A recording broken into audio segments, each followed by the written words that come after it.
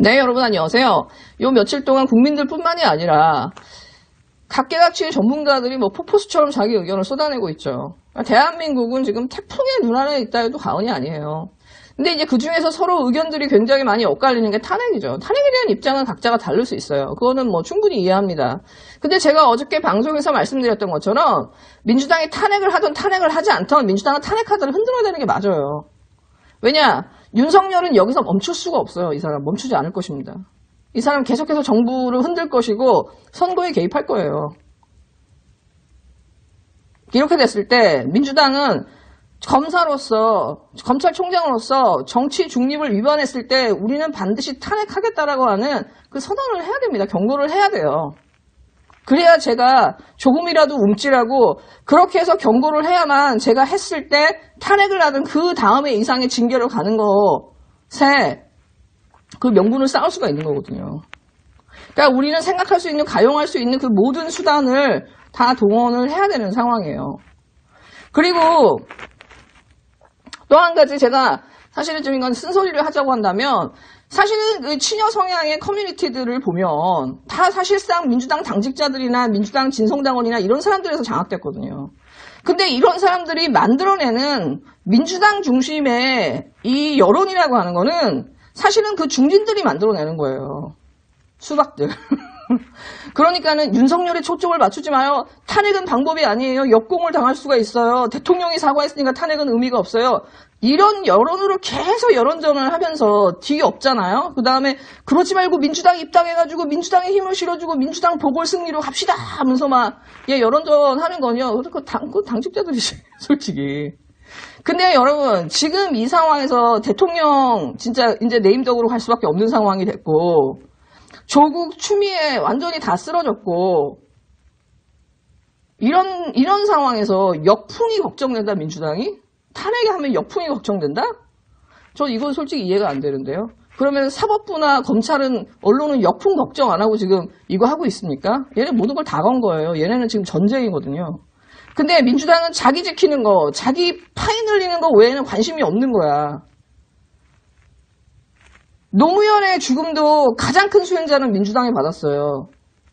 조국의 희생도 마찬가지고 앞에 나서서 싸운 전사들은 다 피 흘리고 쓰러지고 대통령도 다 저렇게 되는 상황인데 그것에 대한 그 국민들의 분노의 수혜는 민주당이 다 받고 있는 거예요. 근데 민주당은 역풍 분다고 맨날 아무것도 안 해. 싸우던 전어들이나 동지들이 다 죽어나가는데 그 열매는 민주당이 따먹으면서 엄한 놈들이 따먹으면서 맨날 역풍 불고 여론하고 중도층 막 이렇게 하면서 아무것도 안 해요. 그러다가 사실은 이렇게 퍼펙트 스톰을 맞은 거 아닙니까? 제가 볼 때 민주당 입당 러시 이거는 한마디로 제가 볼 때 민주당 당직자들이야 쇼예요. 이거는 몰빵 러시 시즌 2입니다. 이런 식으로 여론을 이끌어가기 때문에 어떤 면에서는 저는 민주당의 어떤 에 대해서 제가 절망하는 거예요. 이게 본질이 아니기 때문에.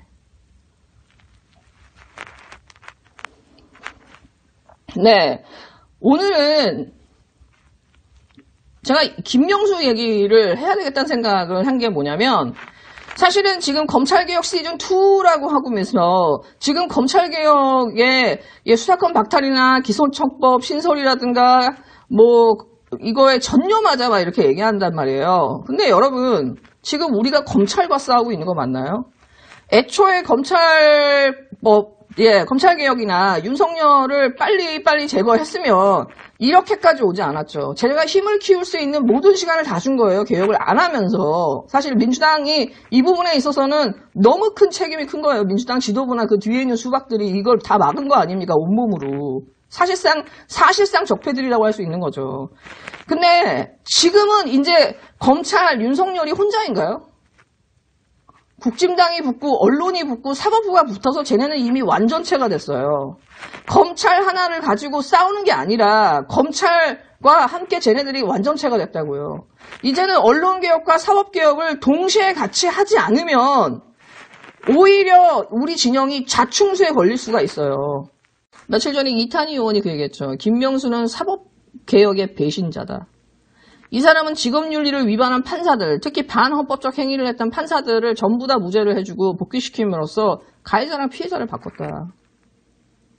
불공정한 판결을 계속하고 있는데 강 건너 불구경하듯이 이 사람은 직무유기를 하고 있다. 그러면서 또 하나 추가한 게 뭐냐. 민주당 의원들이 사법개혁안을 낼 때마다 계속 해가지고 반기를 드는 거예요. 이거 반헌법적이라고.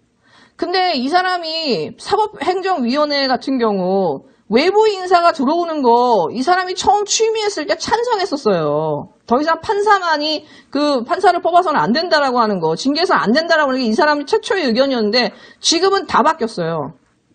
그렇게 해서 사실상 사법개혁은 된 게 아무것도 없어요. 검찰개혁은 난리를 쳐서 조금이라도 어떻게 그 바늘구멍만큼이라도 진보했다면 사법개혁은 아무것도 안 됐어요. 이게 왜 이런 일이 가능할까? 이번에 조미연 판사, 그 다음에 임정혁, 홍순우 판사의 이 판결과 판결 과정, 시간들의 순차를 보면서 결론을 정해놓고 짜맞추다 보니까 자기의 말을 자기의 그 앞에 논지로 반박되는 말도 안 되는 판결문을 우리가 보면서 이거는 김명수하고 윤석열이 법원과 검찰이 함께 합작한 게 아니면 이렇게 나올 수 있나라고 하면서 지금 이제서야 김명수에 대해서 우리가 보고 있지만 사실은 김명수는 작년 그 조국 사태 때부터 사실 상태가 되게 심각했어요, 이 사람은. 그리고 이 사람이 정말 노골하되게 검사 윤석열 이쪽과 합작하게 된 거는 송인건 판사 이후예요. 여러분, 작년에 김경수 지사 구속했던 그 성창호 판사, 이 사람은 사법농단 판사 중에 악질 중에 악질이에요. 이 사람 김경수 구속했죠. 그때 국민들이 엄청나게 비판했을 때 뭐라고 했어요? 판사 욕하지 마. 판사 재판 흔들지 마. 판사의 재판의 독립이 제일 중요해. 정경심 교수 바로 구속했던 송경호 압수수색 100건씩 넣었던 그 영장 그 전담 판사들에 대해서 비판이 작년에 일었을 때 바로 나와서 뭐라고 그랬죠? 판사 욕하지 마. 판사 재판 흔들지 마. 8월 달에 광화문 집회 허용해준 판사 그 탄핵 청원 나고 난리 났었죠. 그러고 나서 일주일 있다가 뭐라고 그랬어? 판사 재판 흔들지 마. 왜 이렇게 판사 욕해? 판사에 대한 여론이 재판 가지고 여론전환하는 거야. 조미연 판사 욕먹을 때 바로 나와서 뭐라고 그랬어요? 판사 재판 흔들지 마. 여론전으로 판사 흔들지 마. 임정혁 판사 나고 나서도 김명수가 뭐라고 한 소리 했어요. 이 사람이 지금까지 한 달에 한 번씩, 두 달에 한 번씩 툭툭 던지기 때문에 이게 여론의 주목을 못 받았는데 제가 뉴스를 쫙 찾아보니까 이 사람이 뜬금없이 나와가지고 왜 이렇게 판사들 흔드는 거야? 여론전 하는 거야? 여론 마녀사냥하지 마. 했었던 때를 보니까요. 다 우리 측에서 비판했던 죄예요. 우리 진영에서 그 판사들을 비판했을 때만 나와가지고 꼭꼭 그 판사들을 옹호해줬다는 거예요. 근데 여러분 보세요. 송인건 판사 보시죠. 이 송인건 판사에 대해서 거의 한 달 넘게 언론하고 보수단체하고 검찰들이 난리를 쳤어요. 적폐 판사라고. 사준모 법세련이 2번, 3번씩 고발했죠. 그리고 검찰들은 막 고용건 검사랑 해갖고 막 9명이 몰려가가지고 마이크 대고 난리치고 그게 언론에 대서특필되고 왜? 송인건 판사가 뭐라고 했어요? 도대체 이 재판을 왜 해야 되는데? 나 공소장 변경 못해. 근데 검사들 지금 빨리 자료 내. 근데 계속해서 검사들이 시간을 미뤘죠. 그러면서 그 시간을 미루는 동안에 계속 송인건 판사에 대한 여론전을 하고 있었다는 거예요. 코드 인사네 어쩌냐 하면서. 결국 시간을 끌고 끌어가지고 정경심 교수의 재판의 1심 시작도 늦게 됐고 그러면서 임정혁 재판부로 바뀌어버린 거예요. 근데 2월 달에 대법원에서 판사들 인사 조치했을 때 주요 사건은 보통 판사를 바꾸지 않습니다. 그래서 제가 알기로는 송인건 부장판사는 남고 싶어 했어요. 근데 남고 싶어 하는 걸 아니까 미친 듯이 여론전을 해갖고 송인건 판사를 바꿔버렸단 말이에요. 근데 그때 동시에 진행됐던 사법농단 이 재판을 담당했던 판사들은요, 다 유임시켰어요. 재판부를 바꾸지 않았어요. 그러고 나서 한 일주일인가를 있다가 사법농단에 연루된 그 7명의 판사들이 죄다 무죄가 돼요. 근데 여러분, 검찰이 항소했다는 얘기 들으셨나요? 항소를 하지 않았기 때문에 그들이 다 1주인가 2주 있다가 현직에 복귀를 합니다. 여러분. 이게 김명수가 한 짓이에요. 근데 그 상황을 보시면 김명수 입장에서는 사법농단에 연루된 판사들 자기 새끼들에서 다 지금 이게 구해줘야 되는 상황이잖아요. 그리고 송인권은 내치고 맨날 재판 독립 재판부 공격하지 마, 판사 공격하지 마 했던 사람들이 이 송인권 부장판사가 이런 모욕을 당하고 있을 때도 아무 소리 안 하면서 송인권을 교체했던 사람이에요. 그러면서 사법농단 판사들은 다 복귀시키고 그 재판부는 유임시키고 이게 검찰과 이 대법원 이 윤석열과 김명수가 함께 뭔가 딜이 있지 않고서는 이런 일이 동시에 가능한가요?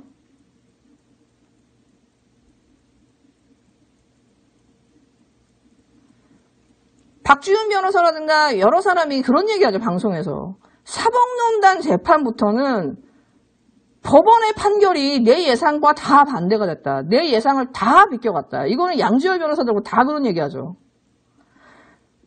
노골적으로 법원과 검찰이 딜을 하게 되기 시작한 건 제가 볼 때 사법농단 이 재판 같아요.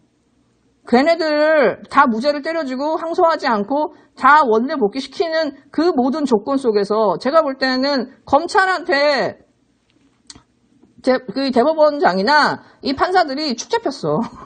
그걸 살려주는 조건으로 제 생각에는 그냥 검찰의 개가 되기로 작정된 거 아닌가. 그 다음부터 너무 노골화됐다는 거죠. 법원과 그 검사가 같이 가는 게. 그리고 이렇게 치욕적인 판사 사철 무건이 나왔는데 김명수 아무 소리 안 했다는 사실이에요. 맨날 재판 독립 외치고 판사 괴롭히지 마, 판사 비판하지 마 했던 사람이 송인권 판사에 대해서나 이 판사 사찰에 대해서 아무 말 안 했다라는 거죠. 그러면서 이 세 개의 최근의 재판을 다 뒤집으면서 윤석열을 살려주는 데 올인했거든요. 이 김명수의 정체가 누구냐는 거지. 김명수의 정체가 과연 뭐냐는 거지. 저는 솔직히 좀 궁금한 게 뭐냐면 윤석열이야 그때 뭐 국민 뭐 해가지고 인기를 어떻게 먹어가지고 올라왔다고 치는데 저는 정말 궁금한 게 도대체 김명수라는 사람 누가 추천했을까, 여권에서. 한상혁 추천한 사람도 진짜 최재형 뭐 여러분 진짜 제가 볼 때 문재인 정부가 나중에 비판을 받는다면 제가 볼 때 다 인사예요, 인사. 어떻게 골라도 저런 인간들을 다 적재적소에 올랐을까? 앞에서는 선한 척하면서 뒤에서는 거의 카이저 소재예요. 제가 볼 때 김명수는. 이 사람에 대해서 제가 너무나 간단하게 얘기했지만 진짜 이 사람에 대해서 좀 더 깊이 파보면 이 사람은 정말 절대로 대법원장이 돼서는 안 되는 사람이었던 것 같아. 심지어 이 사람은요, 가족관계만 봐도 이 사람이 대충 어떤 부류의 사람일지가 보여요. 그냥 이 사람은 어떤 면에서는 사법 마피아라고 해도 제가 볼 땐 과언이 아니에요. 김명수 대법원장 딸, 김정은 대구 가정법원 판사, 아들 김한철 전주지방법원 판사, 사위 이세종 부산지검 검사, 며느리 강현수 변호사, 바깥 사돈 대전지법 판사예요, 여러분. 패밀리들이 전부, 직계 패밀리들이 전부 판사와 검사, 변호사로 다 연결되어 있다고요. 이 사람과 윤석열의 결합, 이 사법부와 검찰의 결합은 너무나 운명적으로 자연스러운 거예요, 이 결혼은. 이 김명수를 어떤 식으로든 압박할 수 있는 방법을 찾아야 될 것 같아요, 민주당이나 우리들은. 네, 여러분 즐거운 하루 되세요.